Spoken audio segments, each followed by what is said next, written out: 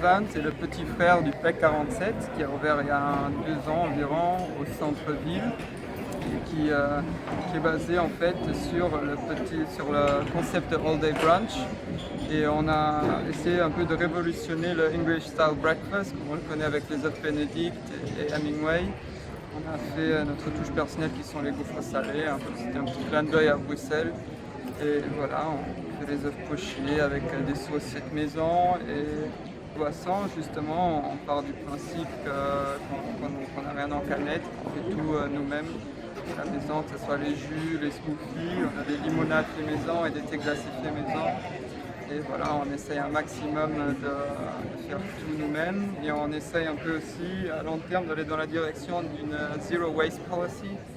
Ça veut dire qu'on essaye d'être le plus écologique possible, que ce soit en utilisant nos pailles en carton, que ce soit avoir un entièrement de compost qu'on pourra utiliser pour diminuer un maximum nos déchets.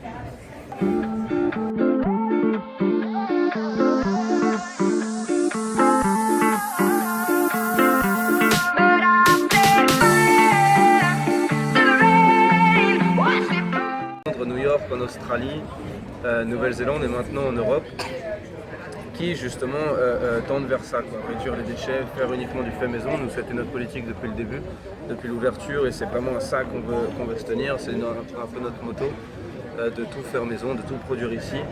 Et maintenant, vu qu'on a un peu plus d'aisance et un peu plus d'expérience par rapport à ce qu'on fait, travailler sur la gestion de nos déchets et essayer de les réduire au maximum tout en apportant quelque chose de qualité à un prix correct et un peu des influences du monde entier. Vous avez les œufs Benedict qui est à la base un plat français, donc une création française mais qui est connue maintenant dans le monde entier et qui a été popularisé comme étant le brunch fait dans le monde. Et notre carte de lunch est un petit peu pareil, c'est-à-dire que vous avez des influences comme le cubano qui est des influences cubaines avec du porc mariné dans des agrumes, dans du jus d'orange, du jus de citron vert et tout ce genre de choses. Et en essayant d'aller chercher un petit peu plus loin, le banh mi, c'est vraiment ça en fait. C'est une influence vietnamienne, c'est l'influence de la cuisine française au Vietnam. Donc, quand les Français sont arrivés, ils sont arrivés avec le sandwich, la baguette française, et les Vietnamiens, avec leur cuisine, ont transformé un petit peu tout ça en créant le banh mi. Et c'est un sandwich qui est magnifique et qui devrait être beaucoup plus populaire que ça à Bruxelles, puisque à Londres, vous vous baladez dans tous les coins de rue, vous allez trouver un banh mi fait à la perfection.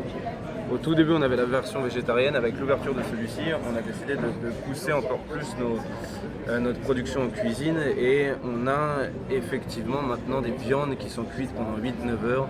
Vous parliez de pulled pork, c'est exactement ça, avec des épices d'influence du monde entier. Donc le banh mi, le cubano, on a un sandwich fait avec de la porchetta, donc une influence italienne qui est délicieux, avec un slow aux fenouil et aux pommes, très très frais en bouche, en ciabatta, et toujours avec un prix très abordable. On parle de 10-11 euros il me semble pour le sandwich.